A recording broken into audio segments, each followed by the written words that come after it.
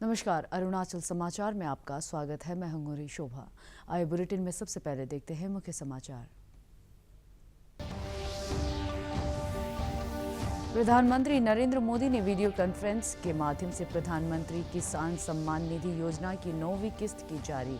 9 करोड़ 50 लाख लाभार्थी किसान परिवारों के लिए बैंक खाते में डाली गई 19,000 करोड़ रुपए से अधिक की राशि।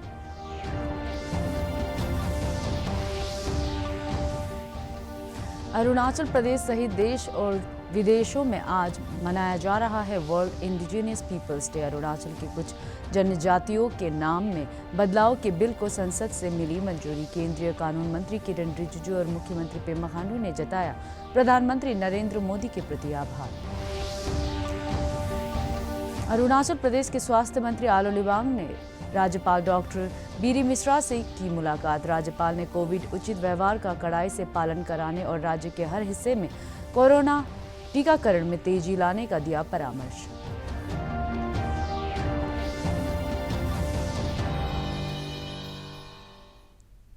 प्रधानमंत्री नरेंद्र मोदी ने वीडियो कॉन्फ्रेंस के माध्यम से प्रधानमंत्री किसान सम्मान निधि योजना की 9वीं किस्त जारी की। 9 करोड़ 50 लाख लाभार्थी किसान परिवारों को 19,000 करोड़ रुपए से अधिक की राशि खाते में डाली गई। प्रधानमंत्री ने कहा कि देश कुछ ही दिनों में आज़ादी का अमृत महोत्सव मनाने जा रहा है और लोगों के लिए यह तय कराने का अवसर है कि वे 25 वर्षों में देश को कहां देखना चाहते हैं। उन्होंने कहा कि 2047 में आज़ादी के 100 वर्ष पूरा होने तक भारत की स्थिति तय करने में किसानों की बड़ी भूमिका है। श्री मोदी ने कहा कि यह भारत की कृषि को एक दिशा देने का समय है जो नई चुनौतियों का सामना कर सकता है और नए अवसरों का लाभ उठा सकता है। श्री मोदी ने कहा कि सरकार ने न्यूनतम समर्थन मूल्य पर किसानों से अब तक की सबसे बड़ी खरीद की है, चाहे वो खरीफ हो या रबी मौसम। इससे करीब 1,70,000 करोड़ रुपए धान के लिए और करीब 85,000 करोड़ रुपए गेहूं की फसल के लिए सीधे किसानों के खाते में पहुंच गए हैं। रिकॉर्ड उत्पादन के बीच सरकार ने भी प्रयास किया है कि किसानों की परेशानी कम से कम हो। सरकार ने खेती और इससे जुड़े हर सेक्टर को बीज, खाद से लेकर अपनी उपज को बाजार तक पहुंचाने के लिए हर संभव प्रयास किए हैं, उपाय किए हैं। यूरिया की सप्लाई निर्बाध रखी। डीएपी जिसके दाम अंतर्राष्ट्रीय बाजार में इस कोरोना के चलते कई गुना बढ़ गए, उसका बोझ भी हमारी सरकार ने किसानों पर पड़ने नहीं दिया। सरकार ने तुरंत इसके लिए 12,000 करोड़ रुपए का इंतजाम किया। साथियों, सरकार ने खरीफ हो या रबी सीजन किसानों से एमएसपी पर अब तक की सबसे बड़ी खरीद की है। इससे धान किसानों के खेतों में लगभग 1,70,000 करोड़ रुपए और गेहूं किसानों के खाते में लगभग 85,000 करोड़ रुपए डायरेक्ट पहुंचे हैं। अरुणाचल प्रदेश सहित देश और विदेशों में आज वर्ल्ड इंडिजिनियस पीपल्स डे मनाया जा रहा है। केंद्रीय आदिवासी मामलों के मंत्री अर्जुन मुंडा, मुख्यमंत्री पेमा खांडू, उप मुख्यमंत्री चाउना मैन सहित कई अन्य वरिष्ठ नेताओं ने वर्ल्ड इंडिजिनियस पीपल्स डे के अवसर पर शुभकामनाएं दी है। इस बीच लोकसभा ने आज एक विधेयक पारित किया गया जिसमें अरुणाचल प्रदेश की कुछ जनजातियों के नाम में बदलाव किए जाने का प्रावधान है। पिछले दिनों राज्यसभा ने भी इस विधेयक को पारित किया था। इस विधेयक के बारे में केंद्रीय कानून मंत्री किरण रिजिजू ने कहा है कि यह अरुणाचल प्रदेश के लोगों के लिए एक ऐतिहासिक दिन है। 74 सालों के लंबे इंतजार के बाद भारत के संविधान में मोनपा, साजोलांग, मिजी, सारतांग मेम्बा, नोक्ते, तांगसा, तुत्सा, वांगचो, ताई खमती, मिश्मी कमान, ईदू मिश्मी और ताराओ दिगारू को मान्यता देने जा रहा है। मुख्यमंत्री पेमा खांडू ने राज्य की जनजातियों को उनकी वास्तविक पहचान देने के लिए प्रधानमंत्री नरेंद्र मोदी का आभार प्रकट किया। मुख्यमंत्री ने एक ट्वीट में कहा, पिछले 74 सालों से अरुणाचली ट्राइब्स को गलत नामों से पुकारा जाता था, जिससे उन्हें काफ़ी समस्याओं का सामना करना पड़ता था, लेकिन आज संसद में इस ऐतिहासिक विधेयक के पारित होने से स्थिति बदल जाएगी।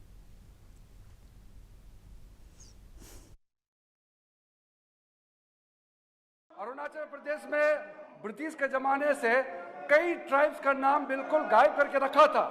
उसको आज नरेंद्र मोदी सरकार ने अरुणाचल प्रदेश के आदिवासियों को नया पहचान दिया है, नया नाम दिया है। तो मैं इस सदन से आदरणीय प्रधानमंत्री नरेंद्र मोदी जी को धन्यवाद देना चाहता हूं।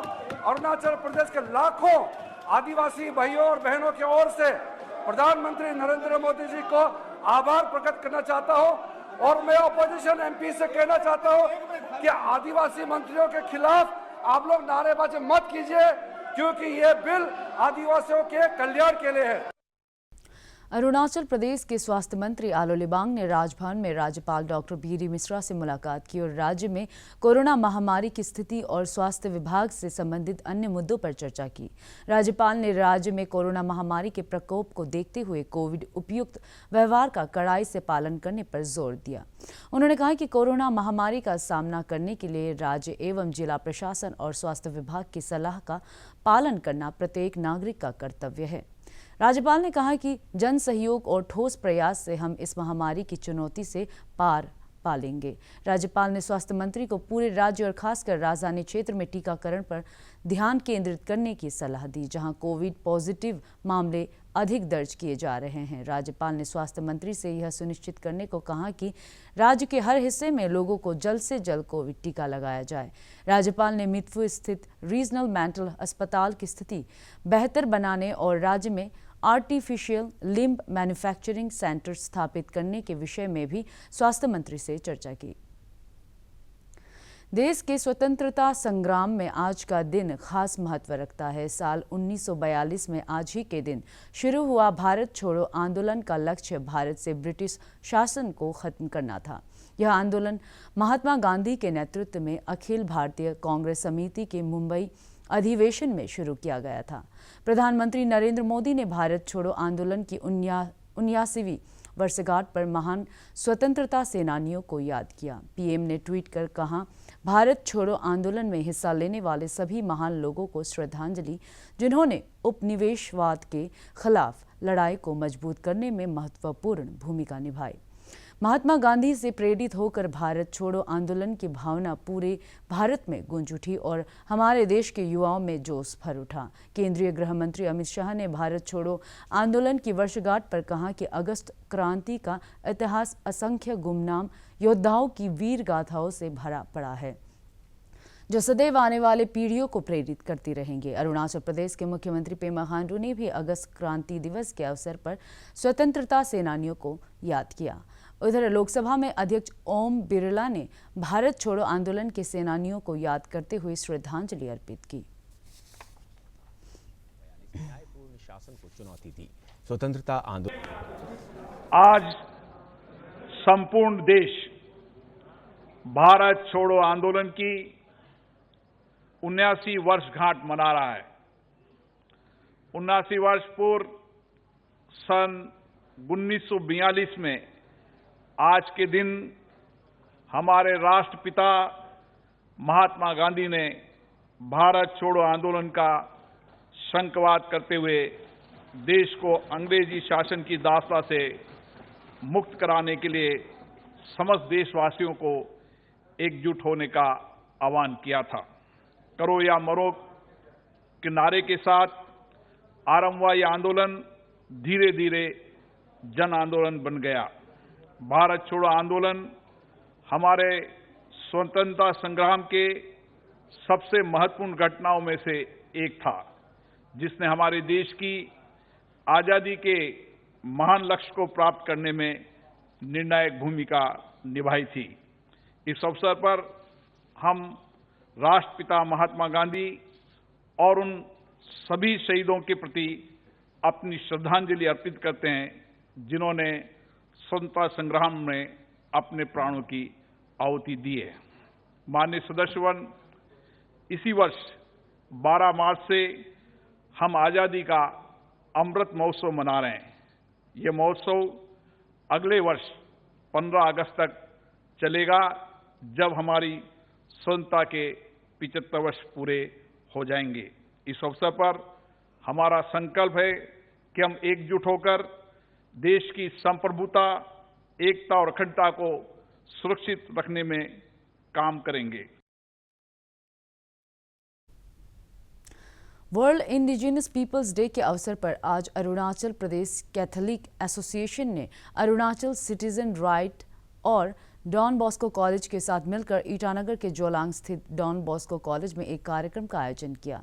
इस कार्यक्रम में AITF के प्रेसिडेंट बेंगिया तोलुम ने मुख्य अतिथि के तौर पर हिस्सा लिया। मुख्य वक्ता बबलू लोई पोंगोम ने इस अवसर पर आदिवासी अधिकारियों और उनके संरक्षण के बारे में विस्तार से बताया। राजीव गांधी यूनिवर्सिटी के प्रोफेसर डॉक्टर वांगलित वांगचान ने इंडिजिनस भाषाओं और संवादों के संरक्षण के महत्व पर जोर दिया।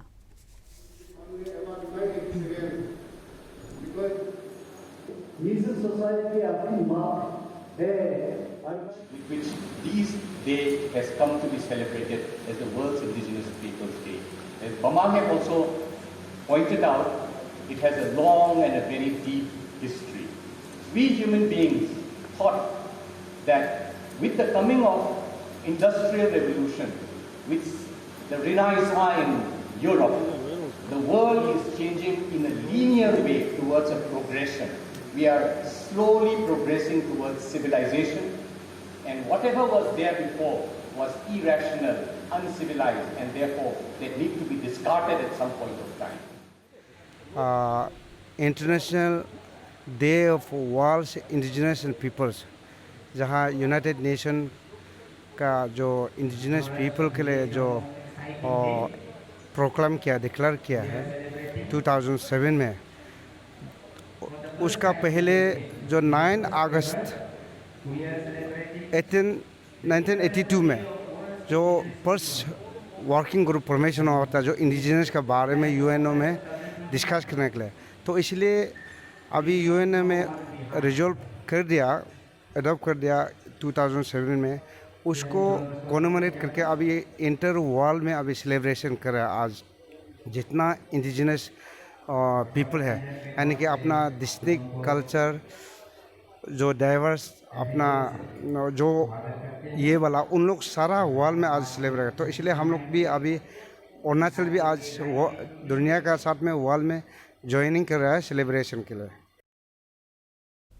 देश भर में पिछले 24 घंटे में कोविड के 35,499 नए मामले दर्ज किए गए और 39,686 रोगी स्वस्थ हुए। इस दौरान कल कोविड से 447 रोगियों की मौत हुई। केंद्रीय स्वास्थ्य मंत्रालय के अनुसार इस समय देश में कोविड के कुल 4,02,000 सक्रिय मामले हैं और रिकवरी दर बढ़कर 97.4% हो गई है। भारतीय आयुर्विज्ञान अनुसंधान परिषद ICMR के अनुसार अब तक देश में 50 करोड़ 86 लाख से अधिक कोविड टीके लगाए जा चुके हैं। पिछले 24 घंटे में 16,11,000 से अधिक कोविड का टीका लगाया गया। देश में कल 17 लाख से अधिक लोगों की कोविड जांच की गई।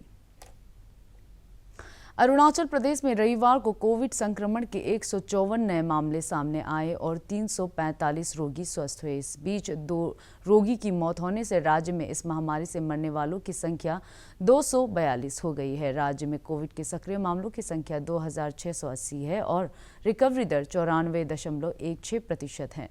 रविवार को कोरोना जांच के लिए राज्य भर से 3,261 सैंपल एकत्र किए गए। प्रदेश में दर्ज किए गए नए मामलों में सबसे अधिक ईटानगर राजधानी क्षेत्र से 52 मामले शामिल हैं, जबकि स्वस्थ हुए रोगियों में सबसे अधिक ईटानगर राजधानी क्षेत्र से 106, लोअर सुबनसिरी और चांगलांग जिले से 32 रोगी शामिल हैं। अरुणाचल प्रदेश में अब तक 8,80,053 कोविड टीके लगाए जा चुके हैं और राज्य में 6,56,990 टीके उपलब्ध हैं। ईटानगर के ट्रैफिक वार्डन ने आज विभिन्न मांगों को लेकर आकाशदीप से लेकर टेनिस कोर्ट तक एक रैली निकाली। प्रदर्शनकारी ट्रैफिक वार्डन होम डिपार्टमेंट ने अपनी नौकरी नियमित करने और ईटानगर के ट्रैफिक सेल में नियोजित करने की मांग कर रहे हैं।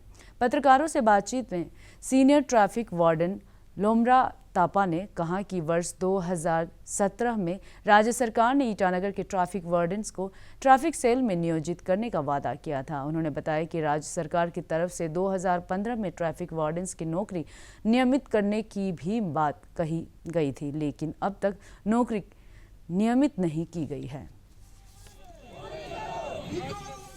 अच्छा, हम लोग का डिमांड ये रहा है जो आपको चार्टर डिमांड दिया हुआ है कि 1-2 नंबर में एक जो है हम लोग को रेगुलराइज करना है, जैसे आपका नोटिस में दिया हुआ है ना।